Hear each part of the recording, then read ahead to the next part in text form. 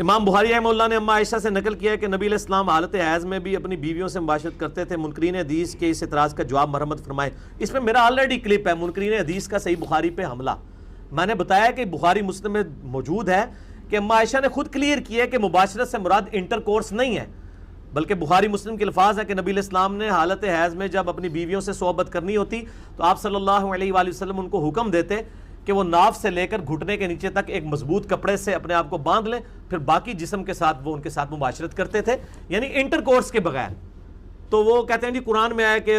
حالت حیض میں جو ہے عورتوں کے ساتھ انٹر کورس نہیں کرنا۔ یہ تو اما عائشہ کی بڑی مہربانی ہے کہ امت تک یہ پیغام پہنچا دیا کہ یہ فرسودہ نظام ہے کہ عورت کوئی ناپاک ہو جاتی ہے۔ حتیٰ کہ بخاری مسلم میں حدیث ہے، اما عائشہ کہتی ہیں کہ نبی علیہ السلام حالت حیض میں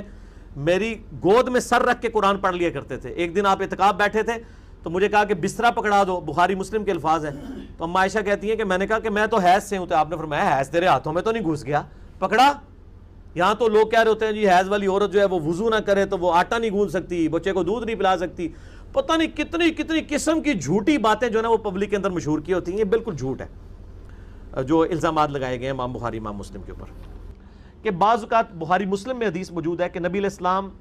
حالت حیض میں بھی اپنی بیویوں کے ساتھ ازدواجی تعلق قائم کرتے تھے، لیکن اس کا پروٹوکول بخاری مسلم میں آیا کہ بیویوں کو حکم دیتے تھے کہ ناف سے لے کے گھٹنے تک تہمت باندھ لیں اور باقی جسم کے ساتھ مباشرت فرماتے تھے، انٹر کورس نہیں ہوتا تھا۔ یہ بخاری مسلم دونوں میں، جو منکرین حدیث بھی کہتے ہیں جی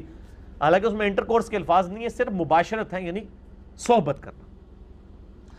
اس میں جب یعنی غسل فرض ہوگا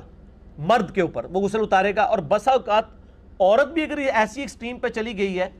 اور وہ حالت حیض ہے تو اب وہ حیض کے ختم ہونے کا انتظار نہیں کرے گی، وہ غسل جنابت اس کو وہ کرنا ہوگا، کیونکہ وہ جنابت کی وجہ سے غسل آیا ہے، اور آپ اتنا ڈیلے تو نہیں کر سکتے نا،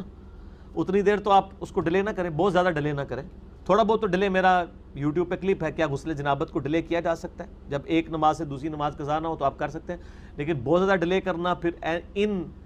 مخصوص ایام کے اندر جب آپ جنابت کی حالت میں بھی ہوں تو وہ شیاطین کا حملہ یہ نہیں ہونے کے زیادہ چانسز ہوتے ہیں، تو اس لیے اس سے بچنا چاہیے۔ باقی